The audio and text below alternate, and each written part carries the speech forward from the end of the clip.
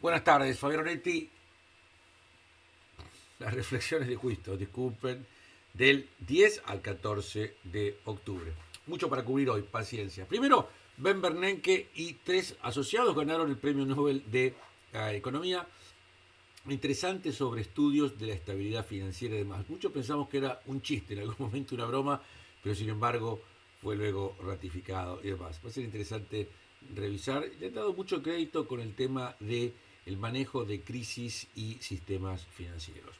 Mucho foco esta semana, de vuelta en Inglaterra. Recuerden, el Banco Central de Inglaterra les dio hasta el viernes pasado a los fondos de pensión para arreglar sus problemas que tenían con enormes llamados de margen. La tasa de 10 años se fue del 0,5 a principios de este año al 4,5. O sea, casi multiplicó por 9, 9 por sí, casi multiplicó 9 veces el nivel de tasa y eso generó muchas crisis y llamados de margen en los fondos de pensiones. Esto también ocasionó la renuncia del ministro de Finanzas de Inglaterra, el nuevo ministro es James Hunt, y vamos a ver, algunos dicen que inclusive está en riesgo el primer ministro de Liza Truss.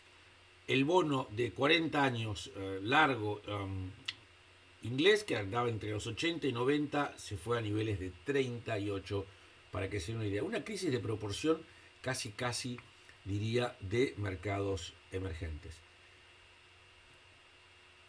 Pepsi reportó buenas ganancias. Recuerden, arrancamos la temporada de reporte de ganancias con los bancos. Sin mayores sorpresas, los bancos obviamente con menores retornos en inversión banking. Ha habido pocos deals, pocos IPOs, pero en general, y lo que es interesante es que Pepsi, lo comentamos, las ventas aumentaron 16% año contra año. Es una empresa madura, grande, con muchas divisiones. Obviamente estamos viendo los efectos de la inflación. 16% el aumento nominal de facturación. Hay que ver los volúmenes si aumentaron o no. Un tema que de vuelta en el mundo desarrollado estamos muy poco o está muy poco acostumbrado a ver este tipo de cosas. Mientras tanto, hablando de eso, la inflación minorista y mayorista salió de alguna manera desilusionando un poco, generó muchísima volatilidad en los mercados. Hubo un día donde tuvimos 5,5% de variación. Algunos dicen que, si bien el número es malo, el componente principal de la inflación es la vivienda, lo que se llama, hacen un cálculo de si todos alquilásemos cuánto tendríamos que pagar, y eso es lo que calculan. Y en función, que es obvio y todos sabemos que el nivel de la vivienda inmobiliario está bajando después de la importante suba de tasas, muchos dicen ese componente principal muy pronto va a empezar a acusar caídas importantes. Vamos a ver, mientras tanto, las minutas de la Fed que salieron el miércoles de la última suba de tasa nos hablan de una Fed completamente determinada a seguir en su curso con el tema de la inflación y, como quien diría, cueste lo que cueste.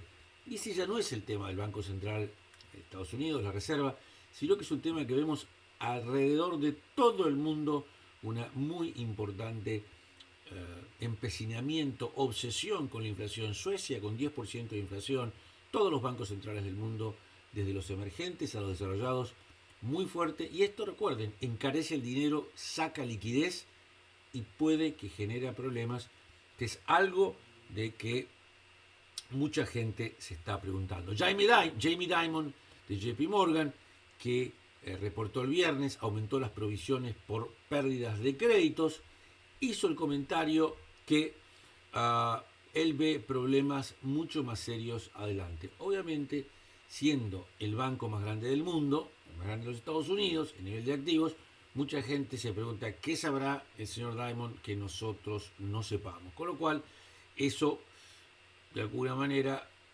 generó o genera incertidumbre, y como dijimos en algún momento la semana pasada, estamos en una crisis financiera, o digamos de mercados, o no. Recuerden, la semana pasada hablamos mucho de Credit Suisse y otro tipo de temas. Y como saben, uno nunca sabe que estamos en una crisis hasta que estamos en la crisis. Es muy difícil, uno muchas veces cree, piensa, se anticipa que podemos estar entrando y después no se da ningún tipo de crisis.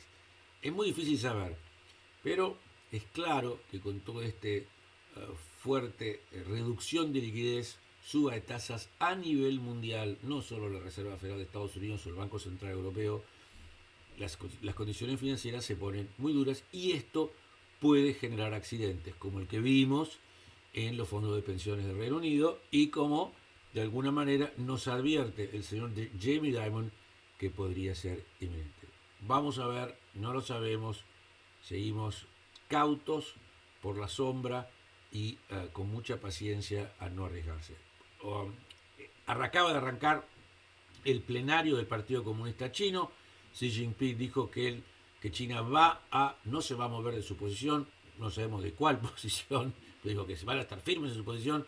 Vamos a ver qué comentarios hay. Recuerden, uno de los temas es la posibilidad o la especulación de que a Xi Jinping se le va a extender de manera permanente la presidencia del Partido Comunista.